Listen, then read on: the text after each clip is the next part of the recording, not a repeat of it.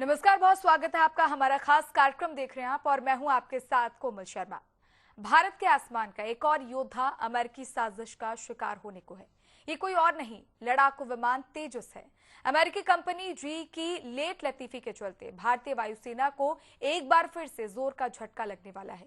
ये हम नहीं, वायुसेना के retired air marshal Nagesh Kapoor का कहना है। इससे पहले भी भारत का HF-24 मारुत भी इंजन के चलते ही ग्राउंड हो गया था। कैसे तेजस को तिल तिल कर मार रहा था अमेरिका, क्या होगी इसके खिलाफ भारत की रणनीति, देखिए इस पर एक खास रिपोर्ट।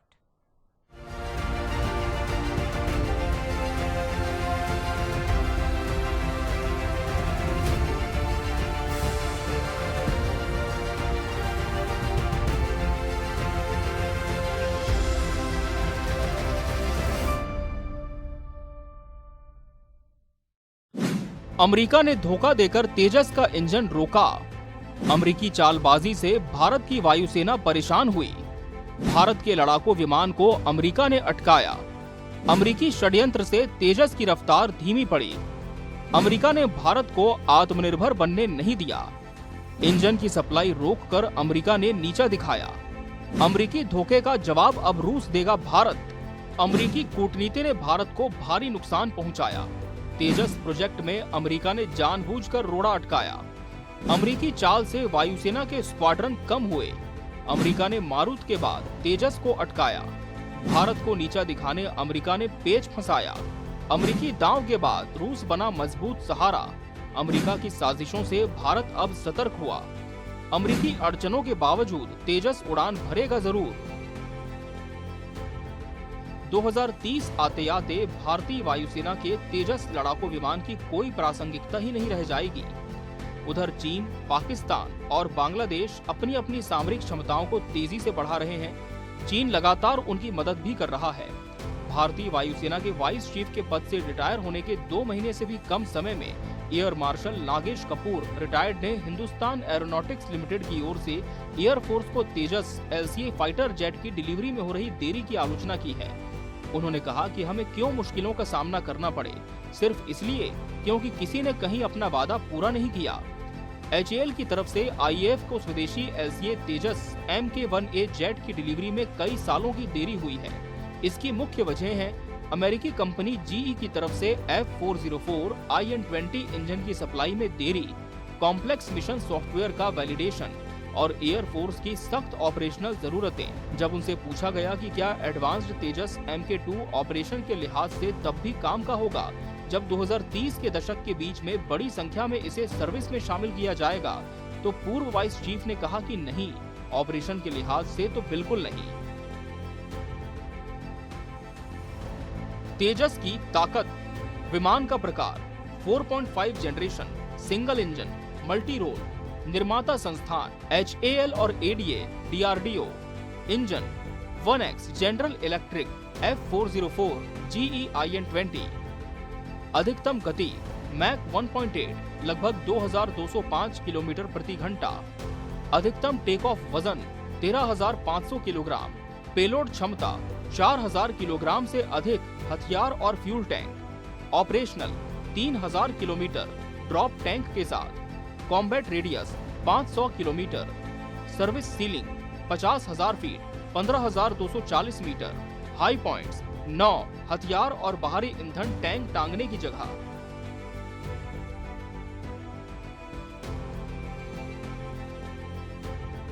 ऐसा क्यों है कि जिस मशीन के बारे में हमें कई साल पहले कुछ खास क्षमताओं के साथ देने का वादा किया गया था, उसे किसी न किसी बहाने से हमें देने से इनकार किया जा रहा है।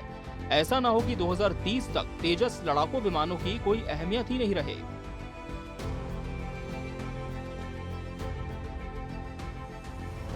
HAL द्वारा तेजस Mk-1A की डिलीवरी में हो रही देरी भारतीय वायुसेना की परिचालन तैयारियों के लिए बेहद गंभीर विषय है। 2030 तक जब हमारे पड़ोसी देश एडवांस टेक्नोलॉजी से लैस हो रहे होंगे, तब पुराने वादों के भरोसे रुकना वायुसेना की सामरिक क्षमता को कमजोर करता है। एक और जहां चीन 2030 तक 505वीं पीढ़ी के J-20 फाइटर जेट तैनात करने की तैयारी में है, वहीं भारत अभी भी 4.5 पीढ़ी के तेजस Mk-1A के पहले स्क्वाड्रन की डिलीवरी पाने के लिए संघर्ष कर रहा है।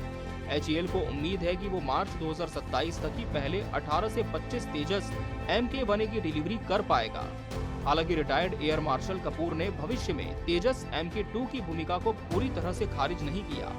उन्होंने कहा कि आपके पास 5वीं और 6वीं पीढ़ी के कुछ फाइटर जेट हो सकते हैं, लेकिन देश के आकार को देखते हुए आप उन्हें हर जगह तैनात नहीं कर पाएंगे। इसलिए जो कमियां रह जाएंगी उन्हें इसी श्रेणी के विमानों से पूरा करना होगा।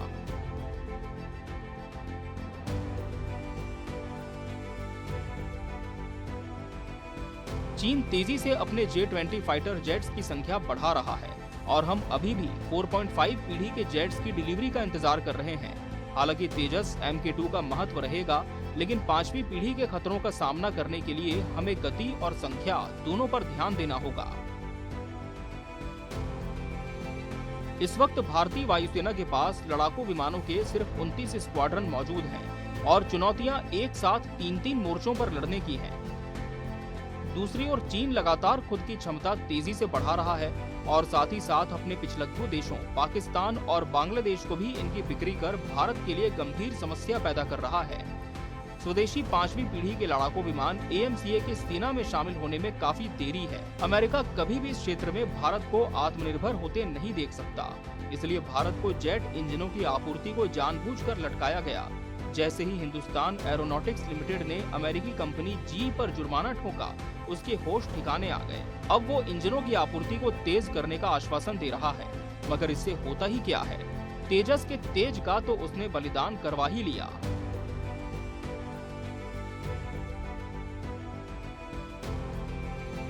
वायुसेना के पास केवल 29 स्क्वाड्रन का बचना चिंताजनक है, जबकि हमें 3 मोर्चों पर चुनौतियों का सामना करना है। अमेरिकी कंपनी GE द्वारा इंजनों की आपूर्ति में देरी ने हमारे स्वदेशी कार्यक्रम तेजस की गति को सीधे तौर पर प्रभावित किया है। ये कोई पहला मामला नहीं है जब अमेरिका ने भारत के किसी फाइटर जेट की एक प्रकार से हत्या की। इससे पहले भी इसी अमेरिका के इशारे पर भारत के शानदार सुपरसोनिक लड़ाकू विमान HF-24 मारुत के साथ भी ऐसा ही तमाशा ब्रिटेन की कंपनी रॉल्स रॉयस से करवा चुका है, जिसके चलते भारतीय वायुसेना के 68 लड़ाकू विमान ग्राउंड करने पड़े थे। अमेरिका ने ऐसा कदम अपने F-86 सैबर जेट को बचाए रखने के लिए किया था। क्या थी भारतीय लड़ाकू विमान HF-24 की क्षमता? आइए इसे ग्राफिक्स के माध्यम से समझते हैं। HF-24 मारुत की मुख्य क्षमताएं। विमान की किस्म फाइटर बॉम्बर, चालक दल 1 सिंगल सीटर, पहली उड़ान 17 जून 1961, इंजन 2X Mk703 टर्बोजेट, अधिकतम गति 1112 किलोमीटर प्रति घंटा, मैक 1.02, ऑपरेशनल रेंज 800 किलोमीटर, अधिकतम ऊंचाई 40,000 फीट, खाली वजन 6,195 किलोग्राम, टेक ऑफ वजन 10,908 किलोग्राम, तोप हथियार 4X 30 mm एडेन कैनन, बाहरी पेलोड 4 हार्ड पॉइंट्स पर 1,800 किलोग्राम तक के बम और रॉकेट।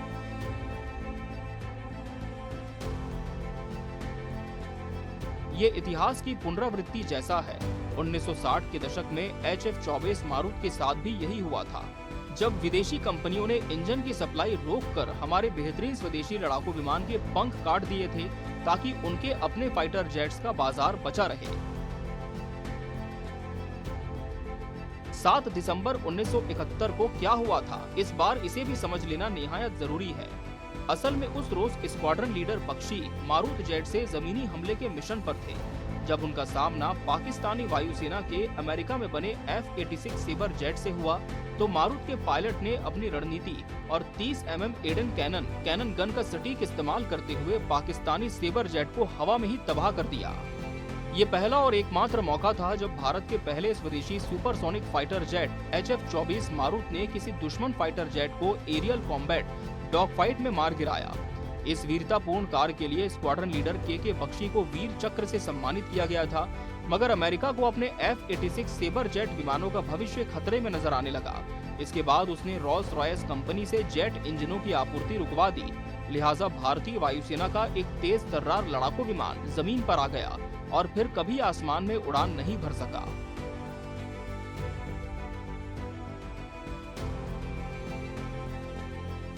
1971 के युद्ध में HF-24 मारुत ने अमेरिकी F-86 सेबर जेट को गिराकर अपनी श्रेष्ठता साबित की थी। उस समय भारत को रक्षा क्षेत्र में आत्मनिर्भर होने से रोकने के लिए इंजन सप्लाई रोकी गई, जिससे एक शानदार विमान वक्त से पहले रिटायर हो गया।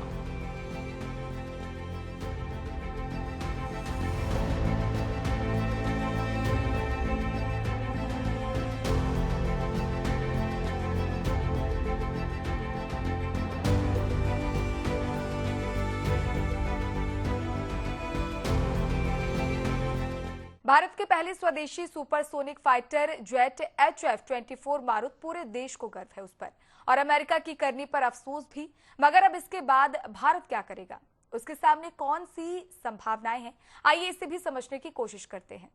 अमेरिका भले ही 5वीं पीढ़ी का लड़ाकू विमान F-35 दुनिया को बेच रहा है, मगर चीन ने 6ठी पीढ़ी का विमान उड़ाकर भारत की चिंताओं को और भी बढ़ा दिया है। सितंबर में भारत में ब्रिक्स शिखर सम्मेलन होने जा रहा है। इसमें शामिल होने के लिए रूस के राष्ट्रपति व्लादिमीर पुतिन भारत की यात्रा पर आ रहे हैं। इस बीच रूस ने भारत को बड़ा ऑफर दिया है। रूस ने कहा है कि वो भारत को बहुत तेजी से 8 से 10 सुखोई 57 फाइटर जेट देने के लिए तैयार है। रूस का ये ऑफर ऐसे समय पर आया है जब भारत अपने स्वदेशी 5वीं पीढ़ी के फाइटर जेट पर पूरा फोकस कर रहा है। भारत इस समय चीन और पाकिस्तान दोनों के खतरे से जूझ रहा है। चीन बहुत तेजी से 5वीं पीढ़ी के फाइटर जेट भारतीय सीमा पर तैनात कर रहा है, वहीं 6वीं पीढ़ी के फाइटर जेट का प्रोटोटाइप उड़ा रहा है।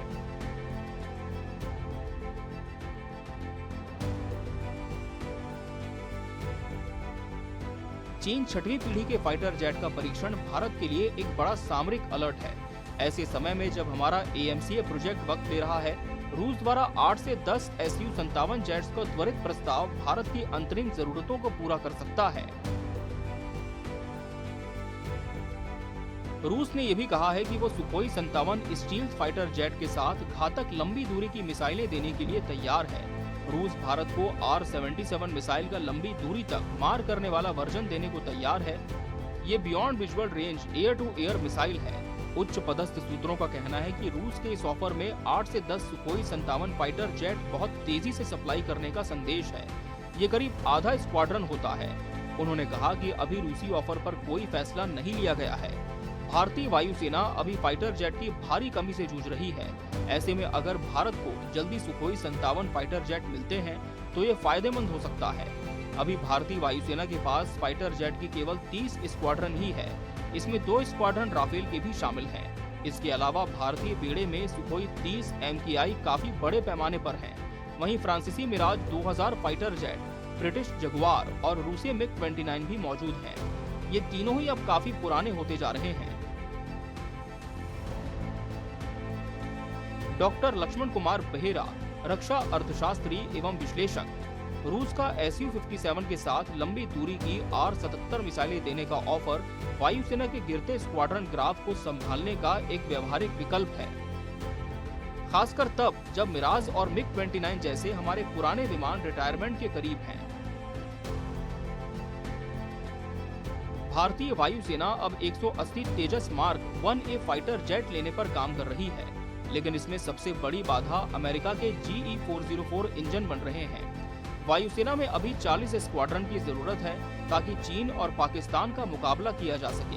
भारत के पास अगर 5वीं पीढ़ी का फाइटर जेट लेना हो तो बहुत ही कम विकल्प हैं। अमेरिका ने भारत को F-35 फाइटर जेट का ऑफर दिया है, लेकिन भारत ने अभी इस पर कोई फैसला नहीं लिया है। तुर्की और दक्षिण कोरिया के भी फाइटर जेट हैं, लेकिन भारत उसे नहीं ले रहा है। मनमोहन बहादुर, रक्षा विशेषज्ञ, 180 तेजस MK-1A का ऑर्डर हमारी राष्ट्रीय प्राथमिकता है, लेकिन GE-404 इंजन की आपूर्ति में देरी ने बड़ा रोड़ा अटकाया है। 40 स्क्वाड्रन के लक्ष्य को पाने के लिए भारत को जल्द ही किसी ठोस विदेशी विकल्प या त्वरित समाधान पर फैसला लेना होगा।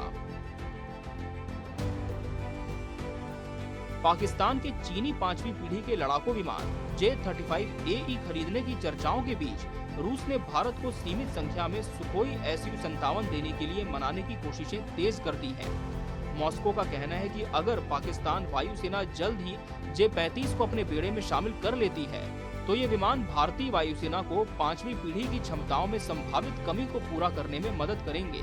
उसका तर्क है कि Su-57 तब तक अंतरिम क्षमता प्रदान करेगा जब तक कि स्वदेशी AMCA स्टील्थ विमान तैयार नहीं कर लेता है। भारत का AMCA स्टील्थ लड़ाकू विमान कम से कम 2032-33 से पहले बनकर तैयार नहीं होगा और 2035 के बाद ही मास प्रोडक्शन शुरू होने की उम्मीद है। लेकिन तब तक पाकिस्तान के चीनी J-35A और चीनी J-20 स्टील्थ विमानों का जवाब भारत के पास क्या होगा, ये अहम सवाल है। द वायर की रिपोर्ट के मुताबिक रूस अभी भी भारत को लगभग 40 Su-57 लड़ाकू विमान मोटे तौर पर 2 वायुसेना स्क्वाड्रन खरीदने के लिए मनाने की कोशिश कर रहा है। सुशांत सरीन, वरिष्ठ रणनीतिक विश्लेषक। पाकिस्तान अगर चीन से J-35A हासिल करता है तो 2032-33 में AMCA के आने तक हमारे पास 5वीं पीढ़ी के फाइटर जेट्स का एक गैप अंतर पैदा हो जाएगा। Su-57 की 2 स्क्वाड्रन इस अंतर को भरने के लिए एक मजबूत स्टॉप गैप व्यवस्था बन सकती है।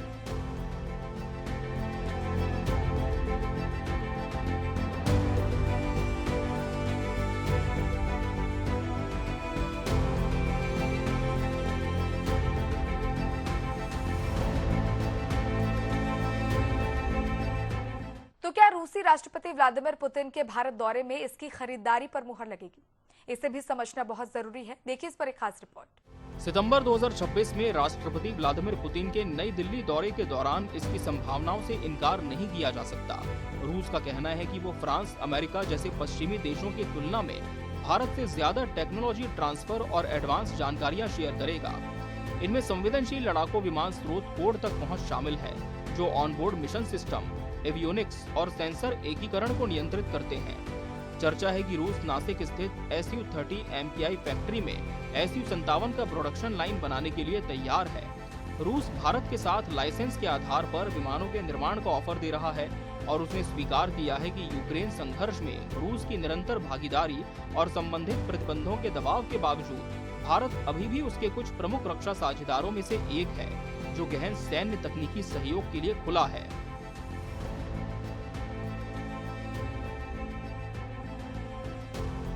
रूस भारत को टेक्नोलॉजी ट्रांसफर, सोर्स कोड का एक्सेस और नासिक में Su-57 की असेंबली लाइन बनाने का प्रस्ताव काफी अहम है। पश्चिमी देशों की तुलना में रूस की ये शर्त भारत की रक्षा आत्मनिर्भरता के लिए अधिक अनुकूल है। वैसे तो रूसी Su-57 लड़ाकू विमान लंबे समय से इंजन विकास में देरी, कम उत्पादन, अनिश्चित स्टील्थ विशेषताओं और लंबे टेस्ट साइकिल को लेकर आलोचनाओं का सामना कर रहा है। इसके अलावा इसकी स्टील्थ क्षमताओं पर भी सवाल रहे हैं, लेकिन पैंतरेबाजी में ये F-35 पर भारी पड़ता है। वहीं अब रूस ने 2 इंजन वाले Su-57 का भी फ्लाइट टेस्ट कर लिया है और चर्चा है कि ऐसा भारत के लिए ही किया गया है। भारतीय वायुसेना वर्षों से 2 पायलट वाला स्टील्थ जेट चाहती थी, लेकिन Su-57 को शामिल करने से भारतीय वायुसेना एक साथ 3 मोर्चों पर दुश्मनों की हर हरकत का जवाब देने में सक्षम होगी। Bureau report, Asian news.